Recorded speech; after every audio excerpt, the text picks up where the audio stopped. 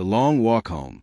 Lieutenant General Evelyn Reed was a woman who didn't need a uniform to command a room. After 32 years of service, the authority she carried was as much a part of her as the air she breathed. It was in precise, deliberate rhythm of her walk, the unwavering focus in her eyes, and the quiet, controlled cadence of her voice. Today, however, she was simply Evelyn, a civilian in a long charcoal coat and black slacks, returning from a NATO defense summit in Brussels. Her uniform, with its 3 shining stars and a chest of ribbons, was packed away. She hadn't needed it to lead the closed-door discussions on security protocols and deterrent strategies in Eastern Europe. The flight to Rockwell International Airport in Georgia had landed early, ahead of a cold March afternoon. Her head still hummed with the intellectual pace of the last 5 days, a blur of briefings, secure communications, and strategic planning. She moved through customs with a brisk efficiency that most civilians lacked, still operating on a mission timer that had yet to switch off. Her only companion was Captain Marcus Thorne, her aide-de-camp. At 38, Thorne was tall, sharp, and intensely loyal. He was the kind of officer Evelyn wished she could clone. They joked about the age gap, but the respect was a palpable, silent force between them. Thorne was Evelyn's shadow and her shield, a man who understood her command not just as a duty, but as a privilege. They took the long escalator down to the parking garage, a vast, echoing cavern of concrete and cold air. A black sedan had been arranged to take her home to her quiet apartment in Fairfax. She was a widow, her children grown, her life a structured routine of service and solitude. As the doors of the escalator slid open, a gust of wind cut through the garage, and Evelyn pulled her coat tighter. "Driver's not here yet, General," Thorne noted, his eyes scanning the rows of the black Lincoln. "We're early," she replied, pulling out her government-issued phone to check the time. She stood still, a powerful figure quiet, waiting beside a massive concrete pillar. The garage was sparsely populated. A few travelers dragged suitcases. A maintenance cart beeped in the distance. The mundane hum of civilian life felt a million miles from the high-stakes world she had just left. And then it happened. 3 individuals moved in quickly from the left, 2 men and 1 woman. They weren't in uniform, their badges hidden, but their steps were purposeful, their voices clipped. The first, a stocky man with a crew cut, spoke with a jarring authority. "Ma'am, we need you to keep your hands where we can see them." Evelyn's eyebrows rose slightly. "Excuse me." The woman, a slender officer whose hand was already low over a holstered weapon, interjected. "You fit the description of a suspect involved in a security matter. We're going to need to see some identification." Evelyn, accustomed to being obeyed, kept her voice level. "I'm not a suspect. I have top-level clearance. I need to make a call." "You can give us your ID after we secure the situation," the second man, who hadn't taken his eyes off her, snapped. "Don't make this harder than it has to be." Captain Thorne stepped forward, his hand raised in a placating gesture. "She's a lieutenant general in the U.S. Air Force. You need to stop right now." "Back off, sir," the stocky man, now clearly agitated, barked. "You're interfering with law enforcement." Evelyn took a single, calculated step back, not out of fear, but to gain space. Slowly, she reached inside her coat for her phone. "This is a government-issued device," she said, her voice a calm counterpoint to their rising tension. "I need to make one secure call." "No!" the woman officer snapped, taking a step forward. "Place the device on the ground." "We said on the ground."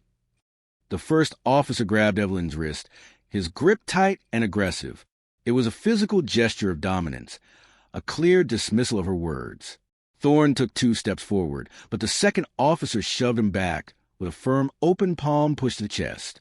"You're making a mistake," Evelyn said, her voice dropping lower, the calm now laced with steely resolve. "I am Lieutenant General Evelyn Reed. You are detaining a federal officer without cause. The name didn't register. Or, if it did, they didn't care." The woman officer grabbed her other arm.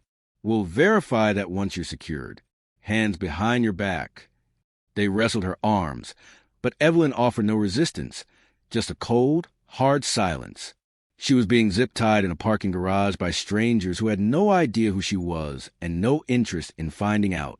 Thorne yelled her name, then his own, but his pleas were lost in the empty space. The handcuffs clicked shut. Evelyn didn't plead or fight. She just watched, her eyes freezing over. It wasn't fear she felt. It was a quieter, heavier emotion, a sense of profound disbelief. This was the woman who had spent decades commanding entire divisions, who had overseen battlefield extractions and troop deployments. She had been briefed in the White House Situation Room. And now, her phone clattered to the concrete, a dull, insignificant sound. Moments later, the black sedan pulled up.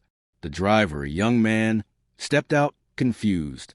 Thorne waved frantically, yelling for help, but the three officers ordered the driver to stay back. Evelyn didn't say another word, but a clock had started ticking, and the three officers had no idea what kind of mistake they had just made. Sergeant Blake Corwin, the stocky man, kept his boot planted firmly on the ground as he spoke into his walkie-talkie.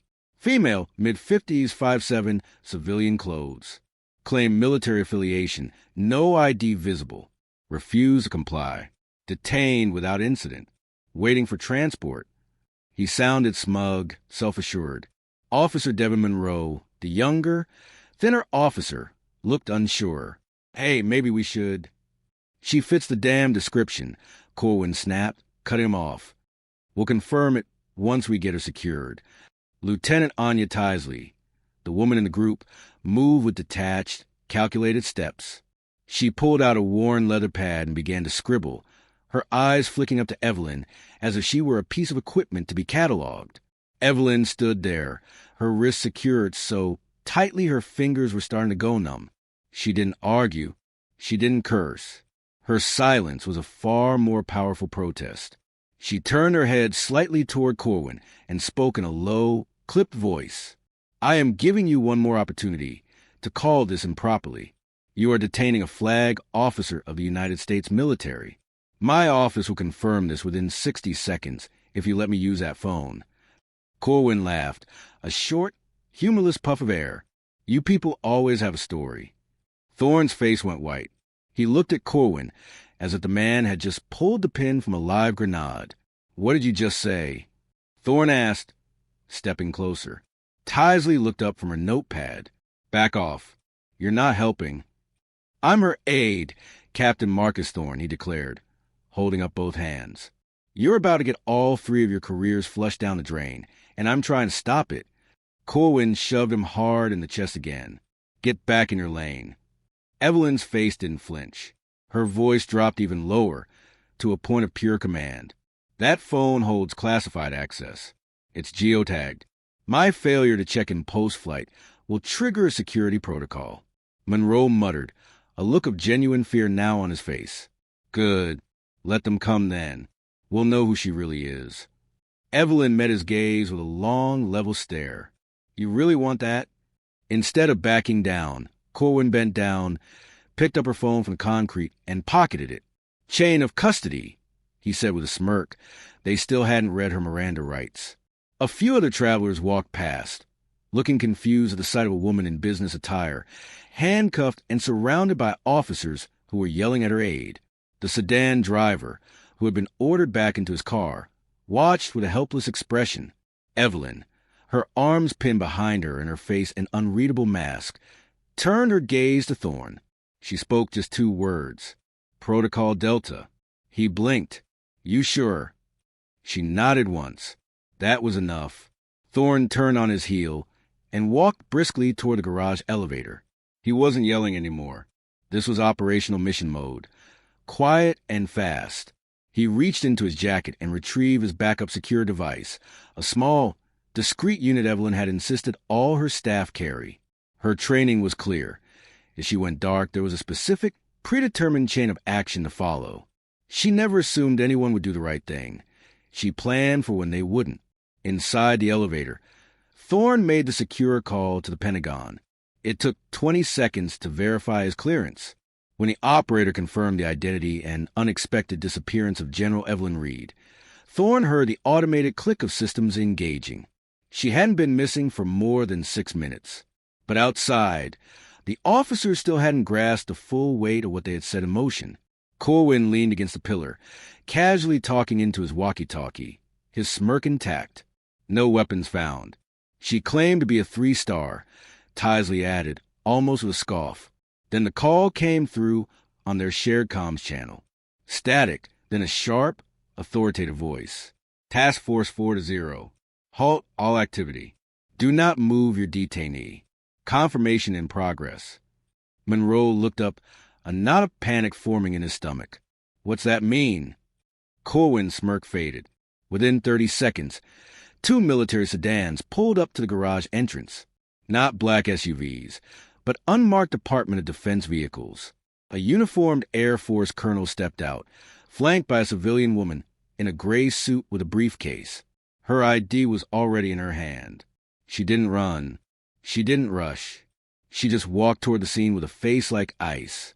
The stage was set.